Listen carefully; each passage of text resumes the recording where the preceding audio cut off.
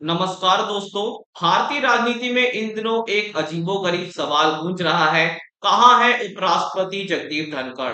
उनके अचानक इस्तीफे के बाद से ही उनका कोई सार्वजनिक बयान या उपस्थिति दर्ज नहीं हुई है, जिसने सियासी गलियारों में कई अटकलों को जन्म दे दिया है। राज्यसभा सांसद और वरिष्ठ वकील कपिल सिब्बल ने इस मुद्दे को उठाते हुए तंज कसा है।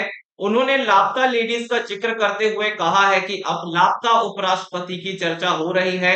सिब्बल ने गृह मंत्री अमित शाह से उपराष्ट्रपति के ठिकाने पर बयान जारी करने की मांग की है। वहीं शिवसेना के नेता संजय राउत ने तो और भी गंभीर दावे किए हैं। उन्होंने कहा है कि उनके और अन्य सांसदों के उपराष्ट्रपति से संपर्क के प्रयास असफल रहे हैं।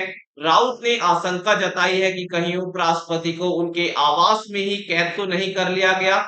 उनकी पार्टी इस मामले में सुप्रीम कोर्ट में बंदी प्रत्यक्षीकरण याचिका दाखिल करने पर भी विचार कर रही है। उपराष्ट्रपति का अचानक इस्तीफा और उसके बाद उनका सार्वजनिक रूप से दिखाई ना देना कई सवाल खड़े करता है। आखिर क्या वजह है कि उपराष्ट्रपति ने इस्तीफा दिया और इस समय वे कहाँ है?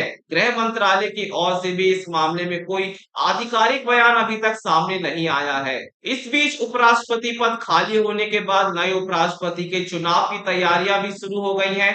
एनडीए और इंडिया गठबंधन दोनों ही इस महत्वपूर्ण पद के लिए अपने अपनी उम्मीदवार तलाश रहे हैं। एनडीए में उम्मीदवार का फैसला पीएम मोदी और जेपी नड्डा पर छोड़ा गया है, तो वहीं इंडिया गठबंधन भी संयुक्त उम्मीदवार उतारने की कोशिश में लगा हुआ है। संजय राउत की ओर से बंदी प्रत्यक्षीकरण याचिका दायर करने की बात ने इस पूरे मामले को और भी पेचीदा बना दिया है। अगर ऐसी कोई याचिका दाखिल होती है तो निश्चित तौर पर कानूनी प्रक्रिया भी शुरू हो सकती है। उपराष्ट्रपति जगदीप धनखड़ का इस्तीफा और उनका लापता होना भारतीय राजनीति में एक अनसुलझा रहस्य बनता जा रहा है। आपका इस पूरे मामले पर क्या मानना है?